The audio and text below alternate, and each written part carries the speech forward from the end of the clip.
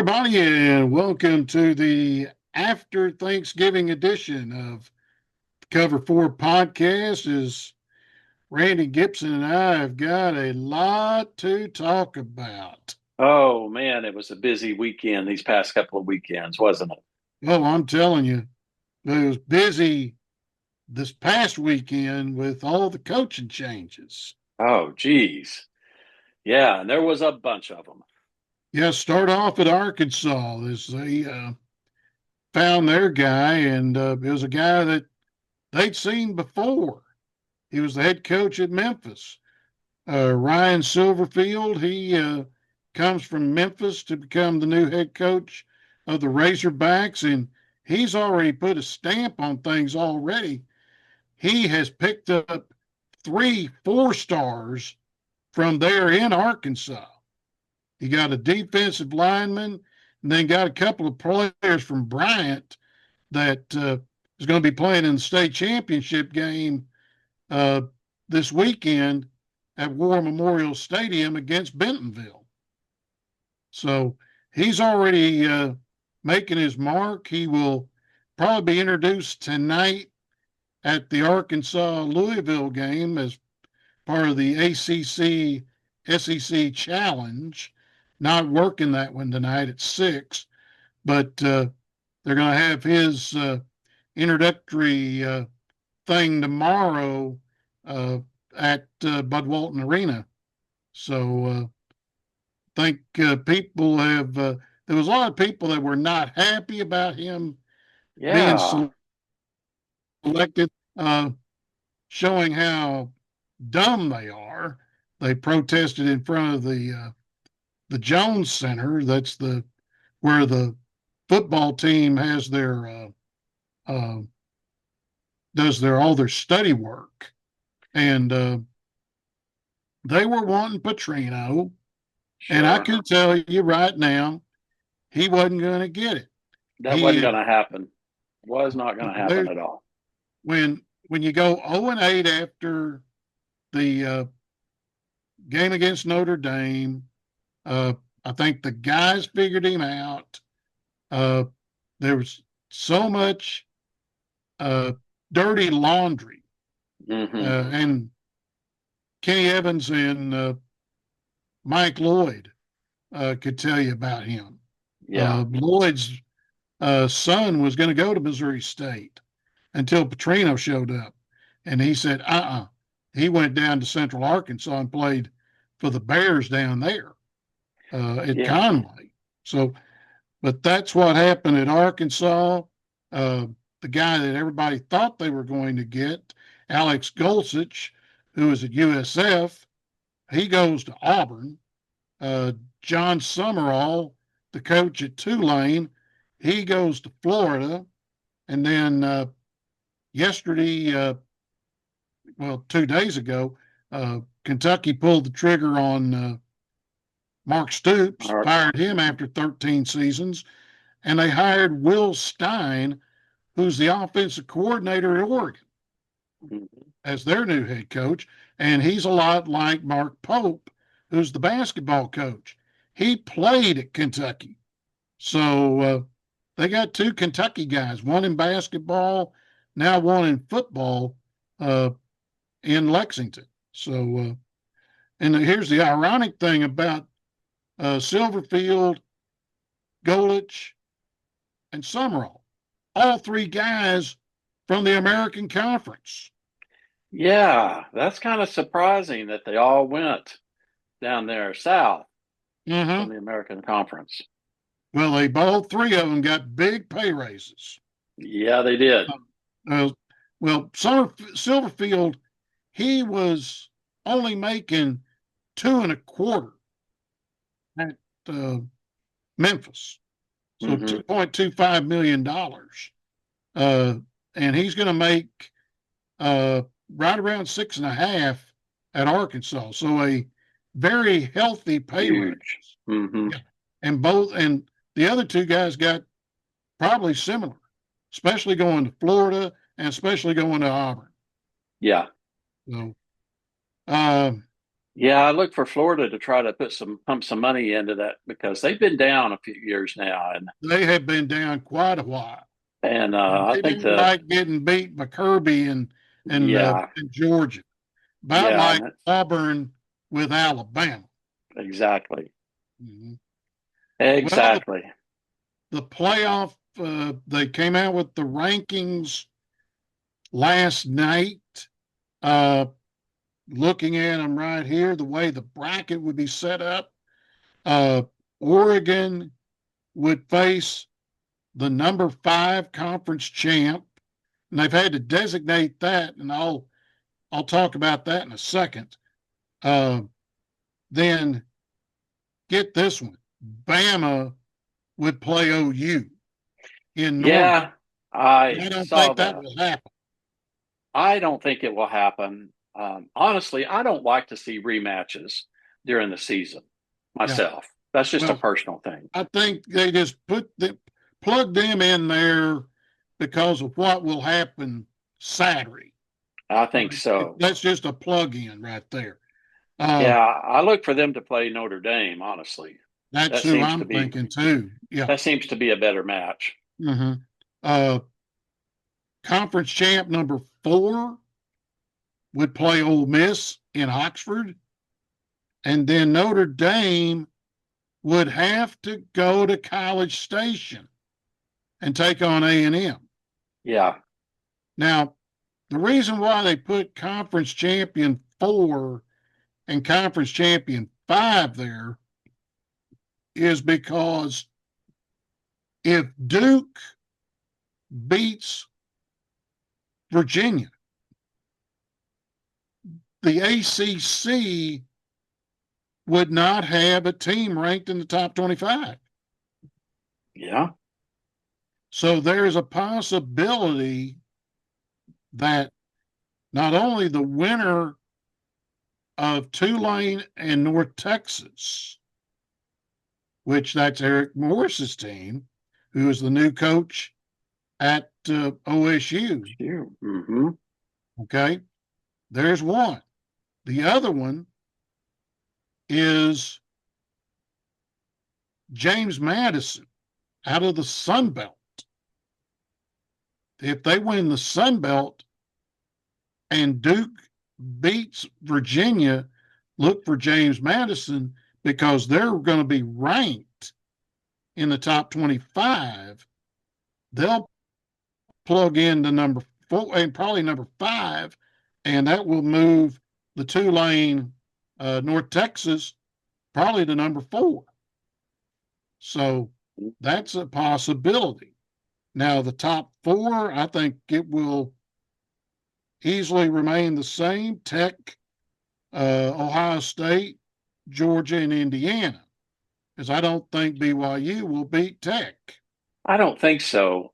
Tech's really good this year, and They are very good this year. as much as I would like to see BYU upset Tech, I don't foresee it happening. But if it does, it's going to cause a tailspin Yeah, and some there's going to be a conversations. lot of changes in the bracket uh, if that happens. And you guys are breathing a sigh of relief that your head coach decides to sign a long-term deal with Yeah, the. he did that yesterday, and that was a good deal. I didn't see all the numbers, but I think it was quite hefty from what I Yeah. understand. Uh, well, with it being a private school similar to TU, they're not going to release that. Yeah.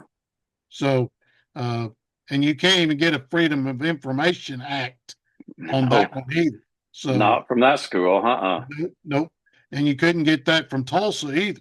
Nope. So, that's one of the luxuries for the private schools of keeping that very, very quiet. So, that will be Rumors far around interesting. the It'll buzz. be The buzz. interesting Sunday.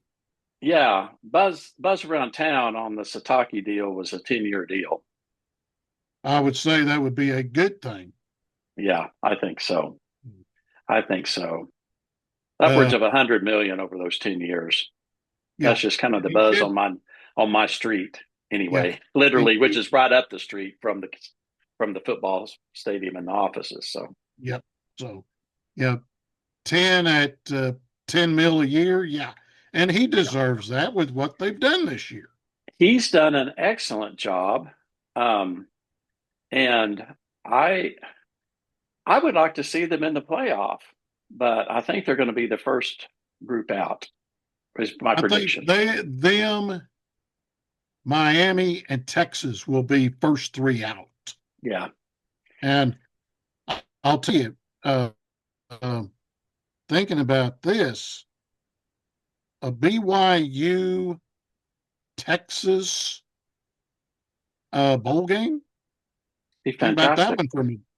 Yeah, yeah, it would be, and it would Well, be a especially it's a history because Sark was the quarterback at BYU. So, right. that would be an interesting storyline to follow. Mm-hmm. But that would be a New Year's Six game. It would, most That would be, definitely. and that would be a good payday for both of them. It would. You know, It would. and you will find that out after the committee comes out with their top 12 with Yeah. the bracket, which will Yep. be Sunday morning. Yeah. So Um, Kind of few changes, but some of the high ones we were watching, Oklahoma and Alabama, and those, no real changes there. no, no. Um, it's kind of interesting. Lots of discussion, and I want to get your take on this. Okay. Who deserves to be in the playoffs? And I'm not really talking an individual team, but the best team at the time, the team with the best record versus the schedule. And kind of where I'm going with this is BYU's got one loss, and it's to Tech, which is the number 5 ranked team when they Mm-hmm. played them. Okay. Texas has the bump in the road against Florida, and then the bump in the road against Ohio State, which is the number 1 team, right? Right. So, And then, well, here's let me go with this with Texas. Texas, if I was sitting on the committee, would be first team out. And mhm. here's the reason why. It's not the 14-7 loss to Ohio State. That was game one. Yeah, exactly. Okay. The thing is that uh, uh, you have the bad loss to Florida, and that Hmm. is a bad loss. It is a Now bad loss. I'm getting, I'm going basketball committee terms as far as the way I would do it. Uh, Bad loss to Florida. Uh, True, it was a 25-point loss to Georgia between the hedges, but it was a close ball game until Kirby pulls the rabbit out of the hat with the onside kick. It Yeah, was 21-10. Okay, if Texas stops them from going down and scoring again and making it 28-10, I think it'd be a closer ball game. But uh, they went down, scored, made it 28-10. Wheels fell off, uh, but you've got to give them credit where credit's due. They beat A&M by 10 yeah, they did. and pretty much handled them. And they they forced mistakes by the quarterback for A&M. He had 3 picks in that ball game, a couple of them down deep, but 3-loss Texas. I would say no. You're on the outside looking in. I would think so too. And that's kind of how I feel about it as well. I just wanted to get your take. And Yeah, Oklahoma had a bad loss to Texas. They didn't look good at no, all. and and let's face it, they didn't look that good against LSU. I was kind of worried the committee might drop them after Saturday. It's their special teams and their defense by far that's keeping them in the race. Yeah, right. Because their offense is not Offense looking is good at very all, anemic. and they haven't looked good since Mateer had his surgery back after the Auburn game, way Yep, back yep, in early October. So they their offense has not been clicking yep. that since that Auburn game when he got hurt, and their defense is the only thing. Now, I will say their defense. You put an offense with you put the Baker Mayfield offense with this defense, and I don't think anybody's Yeah, going to stop them for a while. But right. Now, the thing with the LSU game was, okay, they turned they had that interception early, and LSU was down inside the 10. And I questioned the quarterback. Why in the world did you throw it? If no, he could have run it in. you look up and get off your read, you had a free pass to the end zone.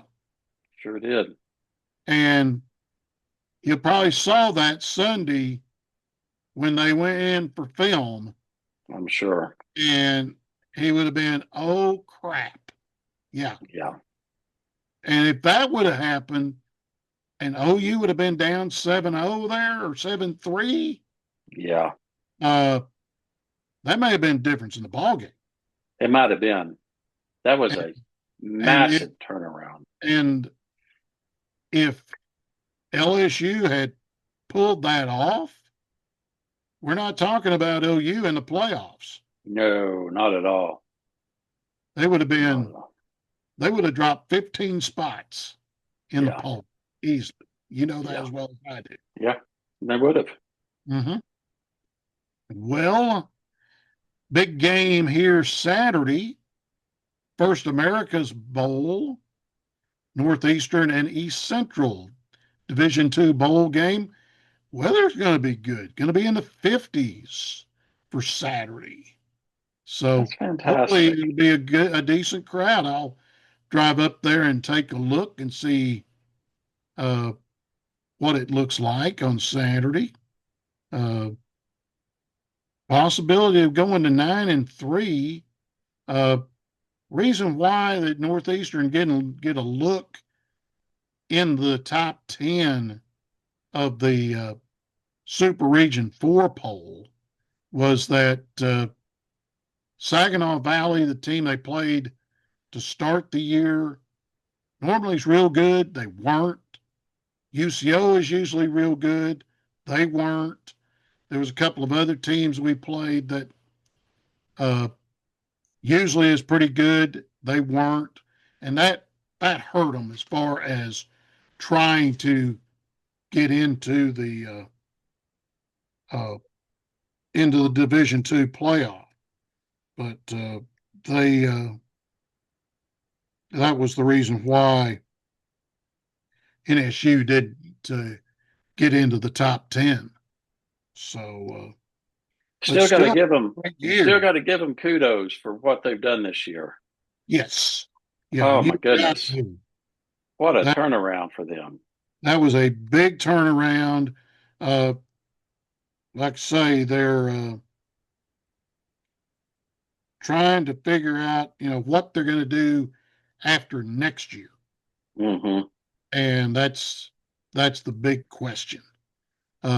Talked to my friend out in Hawaii, Bill Powers, who's still got a finger on Division II, even though he's working for the city and county of Honolulu now. He's no longer assistant AD for media relations for Hawaii Pacific. The thing that may occur toward 27, I really don't think that Northeastern will go back to the MIAA. That's my guess. I think they want to get out of there and have been for a while. But your problem is you've got to go probably to the Great Lakes Valley Conference. Now you're talking about several teams that used to be in the MIAA. Missouri Rolla, now Missouri S&T. Truman State used to be Northeast Missouri. Southwest Baptist. Lincoln. Those are 4 teams that used to be in the MIAA that are now in the GVAC, in the GVAL. The other option could be going back to the Lone Star. Really?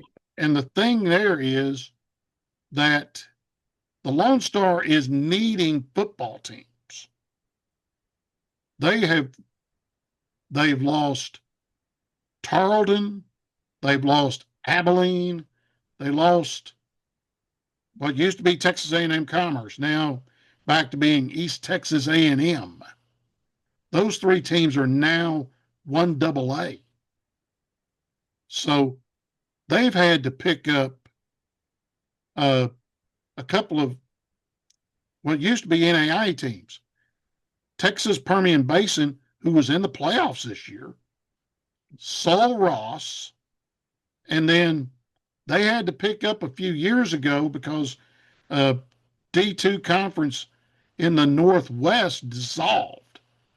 They had to pick up Central Washington and Eastern Oregon as associate members just for football.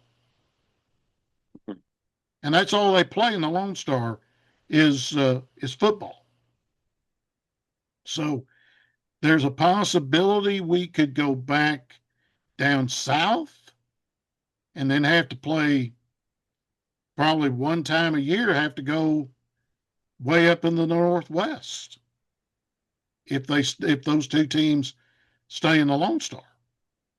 But if they go to the GVAL, the Great Lakes Valley, I wouldn't be surprised that it's Northeastern and Missouri Southern going that direction.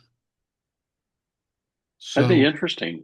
It's going to be very interesting what 27 will hold, because I talked with Megan up at Northeastern, the assistant AD for internal affairs, and also the senior women's administrator. MIAA didn't even schedule Northeastern in football for this coming year. Wow. And that's the reason why we may keep the President's Cup for a while. Wow. So we'll have to see what does transpire. Looking at the bracket for Division II, the ever dangerous Ferris State, who is the defending champions, got Minnesota State. Harding plays UT Permian Basin, and they will play them in Searcy Saturday because they beat Pittsburgh State, a member of the MIAA, 37-21. Mm-hmm. So if Harding wins and Ferris State wins, semifinal, Harding would have to go to Ferris State. That will not be easy, having to go way up north. No, because that's quite a ways up there for them. Yes, and we'll probably play in snow. Mm-hmm. So, kind of like we talked about, in some of these northern states, like where I'm at, we're getting snow now. yep, that's right. That's right. And if BYU would make the playoffs, I doubt if the game will be in Provo. I don't Probably think they'll not. be in the top 8. So they would travel, and that would probably be best for them. Yeah. So, well, we got one guy that I used to cover out at Sequoia, Ryan Helsley. Mm-hmm. Used to be wearing the birds on the bat for the St. Louis Cardinals, got traded to the Mets, mainly because Cardinals didn't want to pay him. Well, he found somebody that does pay him, and he will stay in the East, but it will not be in New York. It will be in Baltimore. He will be Yeah. a Baltimore Oriole, and he will be their closer for 2026, a 2-year deal, $28 million, and couldn't opt out after 1 year. So Pretty if he pretty has good. the Pretty year, good for a kid from where he came from, huh? yes, uh, there will be, if he gets a year like he did in 24 in St. Louis, 49 saves for the O's, uh, that will be a huge payday for him. Yes, it will. Uh, what would be ironic would be if he would get 49 saves and be the reliever of the year in the American League. He won the Trevor Hoffman Award for the National League's reliever of the year in 24. The American League Award is named after Hall of Famer Mariano Rivera. Mm-hmm. How would you like to have those two trophies sitting in your trophy case? If I you're, would love it. Wouldn't that be fantastic? uh, I think if I was him, uh, for a mini tax break, get a hold of Northeastern, give them $1 million. That way they can turf Rousey Field, and Yeah. that would be the last piece of the puzzle, where they could host a postseason conference or even a postseason Division II game. So, Which would be fun, which would be oh, great. yeah, it would be great, especially now they got lights. Yeah. And never can tell. He might throw in another one just to have them uh, redo the seating, which Mm-hmm. that could happen too. So, but who knows? Well, I think we have covered the bulk of what we needed to talk about. I think so. And there was a bunch, but we Yeah, got it done. coaches, all the coaches changes. Uh, we'll talk about the bowl games. We'll talk about the playoffs next week. The committee meets Sunday. We'll see what Hunter Yurachek will and the committee comes up with. So see how bad they get cussed out or they get praised for what they did. praised. Yeah. Yep.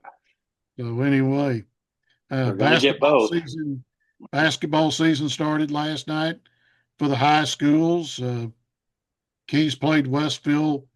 Telequa played Stillwell. I didn't even look at scores from last night, but I do know the round ball is bouncing in high school, and it started last night. So, but like I say, next week, talk about the playoffs, talk about OU in the playoffs, uh, talk about some of the bowl games that could be interesting.